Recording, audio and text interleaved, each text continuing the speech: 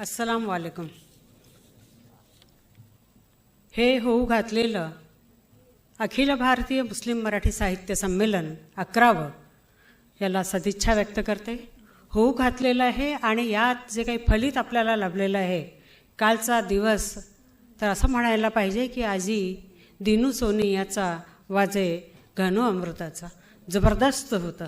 काय ज्ञान आणि विवेक जो जागृत झाला आहे शिक्षणाप्रती, आर्थिकतेप्रती आणि देशाप्रती, याला तोड नाही. आज स्त्री हा विषय आलेला आहे आणि इथे सर्व सन्माननीय माझ्या बहिणी बसलेल्या आहेत.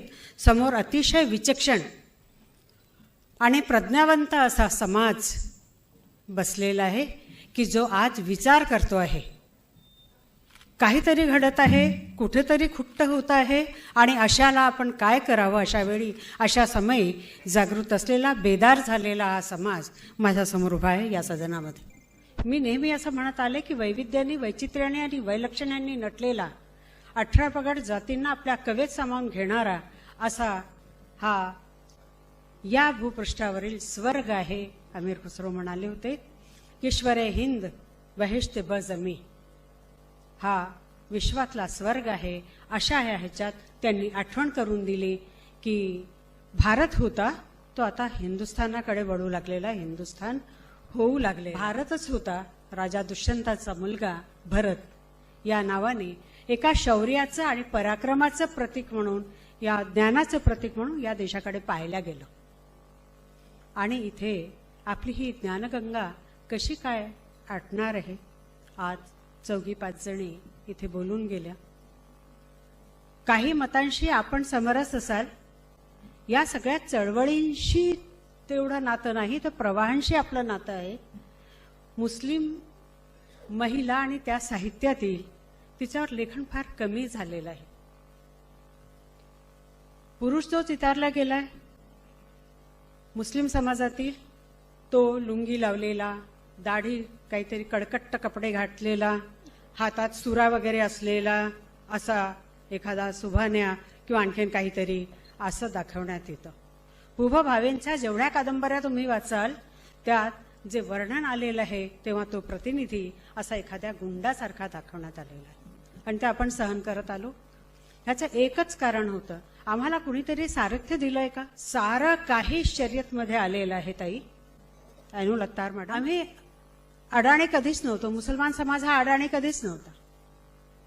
कारण 7व्या वर्गापर्यंत, 7 वर्षापर्यंत होईस्तोवर घरून संस्कारच हे असतात. मुल्ला मौलवी पढवत नसतील तेव्हा आई त्याला कुराण आधी पढायला लावते. ती भाषा असते अरेबिक. ते चुकलं कुठे आपलं. तो अर्थच आपल्याला कळला नाही. लकुम दीनकुम वलिय दीन. सारी अगदी स्मूर्त वचनं जी आहेत ती वचनं कधीतरी आम्हाला कळली आहेत का.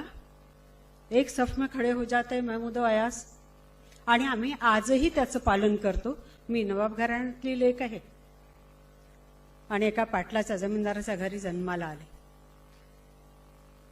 माझ्या घरचा शिरस्ता सगळ्या गरगड्यांचा, वेगवेगळ्या जाती आणि धर्मातील लोक. आणि त्यावेळी अतिशय अस्खलित उर्दू बोलणारे माझे बाबा आम्हाला ते शिक्षण देत होते आणि वेगवेगळ्या परीने जेव्हा शिकवत होते, अल्हम्दुलिल्लाहि रब्बिल आलमीन ह्याचा अर्थ सांगत असताना ते आम्हाला पसायदानातील अगा विश्वैक धामा तुझा प्रसाद चंद्रमा आणि कुणाचं हे घर घर जगमित्र व्हावं ही समानता आम्हाला त्यावेळी ते शिकवत होते. आम्हाला आडमार्गातून कुणाचा तरी तिरस्कार करावा अशा परीच्या शिकवणी ना शर्यतने दिल्या, ना कुराणाने दिल्या, ना कुणी दिल्या. आम्हाला फक्त हो पाठीवर हात ठेव आणि लढ म्हण की मग आमची माणसं उठू लागतात. असं म्हटलं गेलेलं आहे की मुर्दा कौम क्या खाक जिएगी उसका कोई मुस्तकबिल नहीं होता. आज गरज आहे आम्हाला जागृत व्हायची. कालचे जेवढी काही व्याख्यानं झालीत त्या टकले सर असतील किंवा आणखी सगळे जावेद आहेत, त्यांनी काय दर्शवलं. सबंध पाढा त्यांनी वाचवून दाखवला तुमच्या समोर की कशा प्रकारची गल्लत तुमच्या डोळ्यावर झापड मारण्यात येत असते आणि 4 शिव्या आपल्याला घालण्यात येतात. मला कोणीही पहिला प्रश्न विचारतात की तुम्ही मराठी इतक्या शुद्ध कशा काय बोलताय? खूप प्रेमाने नाही, त्यांच्या चेहऱ्यावर स्मित नसतं. कशा काय बोलताय म्हणजे आठी पडलेलीच असते. त्यावेळी मला असं वाटतं मी महाराष्ट्रीयन आहे. महाराष्ट्रीयन म्हणजे तुम्ही प्रेमविवाह केलेला आहे की काय? प्रेमविवाह केलेला आहे म्हणजे डॉक्टर शेख इथल्याच भूमीतील आम्ही सगळे, ते तर आणखीन गोंडासारखेच. तर इथल्या आमच्या सगळ्या आया या 18 पगड जातीतील आया होत्या. अफगाणिस्तानातून आले असतील, नाही तर इराण किंवा तुर्कमधून आले असतील, पण ते बायका घेऊन आलेले नव्हते. व्यापार उदिमाच्या उद्देशाने आलेले होते आणि तेवढी जकात देणारी इमानदार माणसं होती ती, जी कमवायची त्याच्यातला बरोबर हिस्सा ती द्यायची. ही जकात कोणाकरता? एक प्रश्न आताच निर्माण झालेला आहे की ज्या विधवा होऊन जातात किंवा तलाकशुदा असते आणि तिने जावं कुठे. धर्माने घालून दिलेला जकातचा जो एक मुद्दा आहे, त्या जकातच्या ह्याच्यात तिचा हिस्सा आहे आणि त्यावर ती जगू शकते. ही सगळी योजना केल्या गेलेली आहे, नव्हे तर देतो आपण आणि इमानदारीने देतो. आपण जेव्हा या दालनात पाय ठेवला असाल तर तेव्हा ते जे सगळं लावलेलं आहे ते तेवढंच वाचलं ना तरीही इन्सानियत ज्याला असं म्हणतो, ममत्व ज्याला म्हणतो आपण, ते आपण शिकू शकू. प्रश्न निर्माण होतो की स्त्रियांविषयीची कुठली वर्णनं होती. फडक्यांनी जेव्हा कादंबऱ्या लिहिल्या, 61 कादंबऱ्या लिहिल्या, त्याच्यात एक अल्लाहू अकबर ही कादंबरी पण लिहिली आणि त्याच्यातलं जे वर्णन आहे किंवा त्यांच्या सबंध कादंबऱ्यांचं वर्णन, अतिशय शिफांची साडी घातलेली, अतिशय सुंदर रेखीव अशी ती स्त्री आणि ती कुठल्या तरी बस स्टॉपवर उभी राहते, मजनू येतो आणि मग भेटीगाठी होतात. रंजन प्रधान अशा त्या कादंबऱ्या, एकसाची कादंबऱ्या, पण कुठेही मुस्लिम स्त्रीचं विकृत चित्रण तुम्हाला दिसणार नाही, अजिबात नाही. वि स खांडेकरांना वाचा तुम्ही. आमच्याविषयी लोकांनी जास्त लिहिलं नाहीये ताई, आमच्या स्त्रियांविषयी तर अजिबात लिहिलेलं नाहीये. उलट चळवळी घेऊन आम्हाला आमच्या स्त्रियांनी बदनाम केलेलं आहे.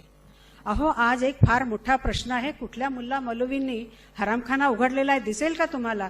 तो गुरमीत पाहून घ्या काय सुरू आहे ते, आणि त्याच्या पुढ्यात वाढलेली ती हनीप्रीत पहा तुम्ही.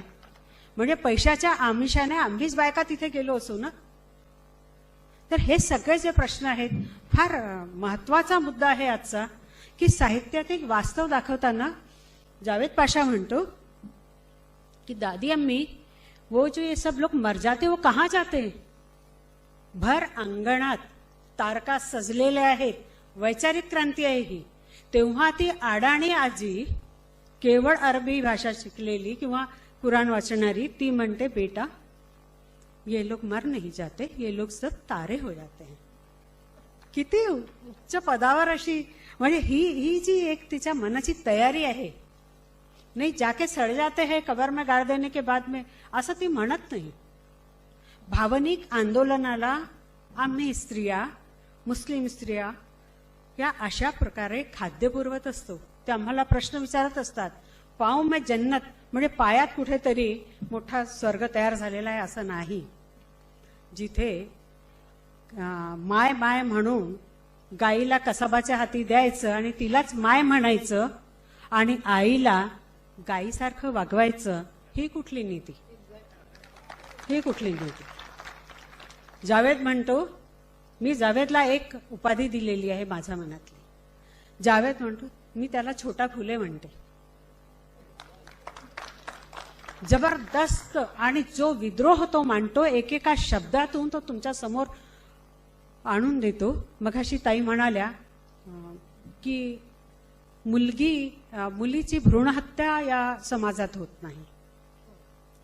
खरंय, या समाजात मुलगी जन्माला आली की रहम है असं म्हणतात, अल्लाह की मेहर है की उनके घर में बच्ची पैदा हुई.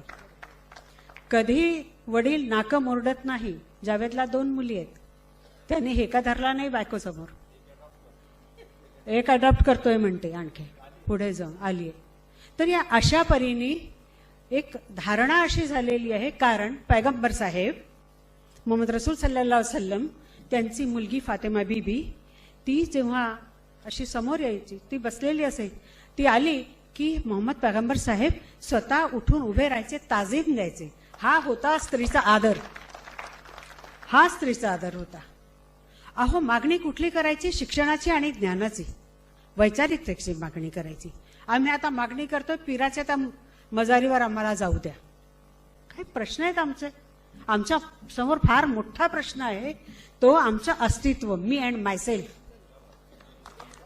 आणि मी आणि मायसेल्फ जर मी कमावलं नाही, माझं अस्तित्व, मी डॉक्टर सुल्फी नाही झाले नाही, आणि तीच 10व्या वर्गातली मुलगी एखाद्या पाटलाच्या घरी गेली असती तर तिला हे व्यासपीठ मिळालं नसतं. आणि एक जोडीदार जो मला मिळतोय, सायंटिस्ट, त्याच्याशी माझं लग्न होतं आणि वडील म्हणतात की बेटा पढ़ा लिखा लड़का है, वो तुम्हें पढ़ाएगा. ही मानसिकता पुरुषांनो तुम्हाला बदलायची आहे. तिला शिकू द्या, तिला धावू द्या. कुंपणमुखी घालू नकोस, हिरवळीला वाढू दे भरघोस. प्रसाद नको अगतिकतेचा, आणि काय तू माझं अस्तित्व बहाल कर, मला तू मनुष्यत्वाचं. मी एक जिवंत कुणीतरी हाडामासाची एक देहबोली आहे, आणि म्हणून मलाही काही हवं आहे आणि नको आहे ह्याचा विचार तू करायला हवा, हे मी त्याच्यातून ते मांडते. तेव्हा हिंमत आलेलीच आहे. मी 10व्या वर्गात होते, माझं लग्न झालंय. त्यानंतर मी अगदी ह्याला पेटले, रडायला सुरुवात केली, मला शिकायचंय.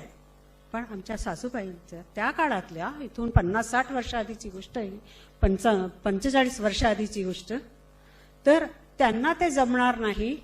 या एका ह्याच्याने मला कॉलेजमध्ये जाऊ दिलं नाही, मला सायन्स घेता आलं नाही, पण मी आर्ट्स घेऊन BA केलंय मी खाजगी. मला पुस्तकं वेळेवर मिळाली नाहीत, तरीही मी खाजगी BA केलंय. आणि नंतर माझं, आणि म्हणून मी अँड मायसेल्फ असं म्हटलेलं आहे, सिद्ध करा. अहो आम्हाला प्रमाणास्त्र द्यावी लागलेली आहेत, प्रत्येक वेळा आम्हाला सिद्धच व्हावं लागलेलं आहे. आम्हाला सारं माहिती आहे की आमचं पूर्वज किंवा आमच्या स्त्रिया, पूर्वज स्त्रिया किती निष्णात होत्या आणि व्यवहारात आणि ह्याच्यात किती चूक होत्या. त्या रणरागिणीही होत्या. आपण खुतैजतुल कुब्रा, हजरत खुतैजतुल कुब्रा हुजूर रसूल सल्लल्लाहु अलैहि वसल्लम यांच्या पत्नी, त्या तिजारत करायच्या, व्यापार करायच्या. त्या काळात बुरख्याच्या आणि पडद्याच्या गोष्टी जर आम्ही करतोय, तर त्या काळातल्या ती आमची आई अशी होती. ती तिजारत करायची आणि तिला पूर्ण अधिकार होते की आपला सवंगडी, आपला साथीदार कोण असावा. तिने स्वतः मागणी केली हुजूर रसूल सल्लल्लाहु अलैहि वसल्लम यांच्या करता की, आणि ती होती विधवा. तेव्हा या धर्माने त्या सगळ्या गोष्टी तुम्हाला अगदी फ्री केलेल्या आहेत. पुनर्विवाह करता येतो. 14-15 वर्षांनंतर आजीच बोलायला सुरुवात करते की नहीं तो बोले पाप चढ़ता है, इसको महीना आया तो इसकी शादी करा दो. आता कायदे तसे राहिले नाहीत. बालपणीचे विवाह या धर्मात नाहीत, पुनर्विवाह या धर्मात आहे, केशवपन या धर्मात नाही. आणि शुचिरभूतता अतिशय जबरदस्त आहे. मग स्त्रियांनो, आम्ही का विसरून गेलोय? का म्हणून रडगाणं आम्ही लावतोय? आमच्या पायात खराटा नव्हता, आमच्या गळ्यात मडकं नव्हतं, आम्हाला वर्णवादी व्यवस्थेने या प्रकारे छळलेलं नव्हतं.